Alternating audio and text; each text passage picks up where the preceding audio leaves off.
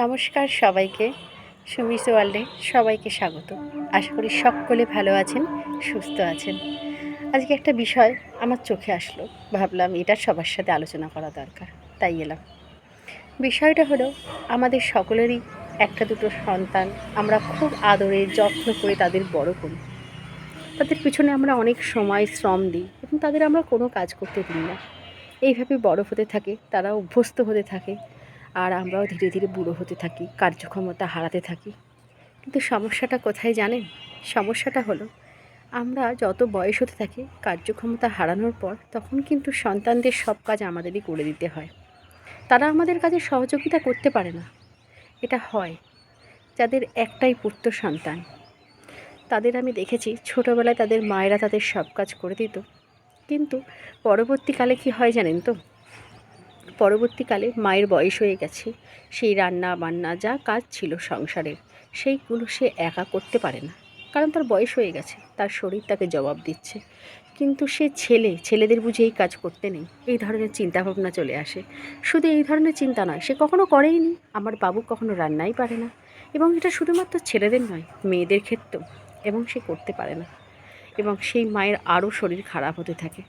কিন্তু যদি ছোট থেকেই আমরা, এটা কি আমাদের ভুল হয়তো, আমরা যদি ছোট থেকেই আমাদের বাচ্চাদের ক্ষেত্রে আমরা এইগুলো শেখাই, নিজের কাজ নিজে করা শেখাই, ছোটোবেলায় ধীরে ধীরে তাদের একা খেতে দেওয়া, খাবার খাওয়া, তাদের বই গোছানো, জামা প্যান্ট গোছানো, কলেজে ওঠার সাথে সাথে নিজের জামা কাপড় নিজে কাচা, বাড়িতে রান্নার কাজে একটু সাহায্য করা, এরম যদি সব কাজগুলো ছোট থেকে আমরা আমাদের সন্তানদের শেখাতে থাকি, তাহলে তারা কোনো কাজ ছোট বা বড়, কোনো কাজ ছেলের বা মেয়ের এমনটা তারা ভাববে না। এক্ষেত্রে যখন মা বাবার বয়স হবে, তখন তারা মা বাবাকে সহযোগিতা করতেও শিখবে, এবং তাদের যখন ভবিষ্যতে জীবনসঙ্গী নিয়ে আসবে, সে পুরুষ বাড়ি নারী যেই আসুক না কেন, তারা তাকেও সুযোগ সুবিধা করে দিতে পারবে, সহযোগিতা করতে পারবে। সকলের মিলিত সংসার, হাত লাগানো দরকার। আমিও ছোটোবেলায় সেমন কোনো কাজই করিনি, তার ফলে বিয়ের পরে আমার সাংঘাতিক কষ্ট হয়, এবং ঘটনাচক্রে আমার যেখানে বিয়ে হয় সেখানে মহিলা সদস্য বলতে কেউ নেই। আমি ভীষণ কষ্টের সম্মুখীন হই, এবং সত্যি বলতে আমাকে কেউ কিছুই শেখাতে পারিনি, পরিস্থিতি ছিল না, কারণ সকলেই কাজে বেরিয়ে যেত। আমাকে নিজেকে নিজে অনেক ভুল করে করে শিখতে হয়েছে। হ্যাঁ, স্বামীর একটা খুব বড় সহযোগিতা পেয়েছি, আমার ভুল কাজগুলো নিয়ে আমি কখনো বকা খাইনি, বলতো আরে তুমি তো চেষ্টা করেছো। তো তারপর আমি শিখে গেছি, আজ আমি সব কিছু করতে পেরে গেছি। কিন্তু উপলব্ধি করেছি, যদি সময় থাকতে সব শিখতাম, তাহলে হয়তো বাড়িতেও মায়ের অনেক সহযোগিতা করতে পারতাম। তাই আমার মনে হয় সকল মানুষকেই, সব নারী পুরুষ বলে নয়, সকলকে সব কাজ শিখে রাখতে হয়। রান্না করা, এগুলো একটা বেসিক কাজ, এগুলো জানা দরকার। রান্না করা, ঘর গোছানো, বাড়ির কাজ করা, সকলের সাথে হাতে হাত লাগিয়ে কাজ করতে পারা, এতে খুব সুবিধা হয়। একটা সময় পরে বাইরে কোথাও পড়তে গেলে, বাইরে কাজে ছুটতে গেলেও খুব সুবিধা হয়।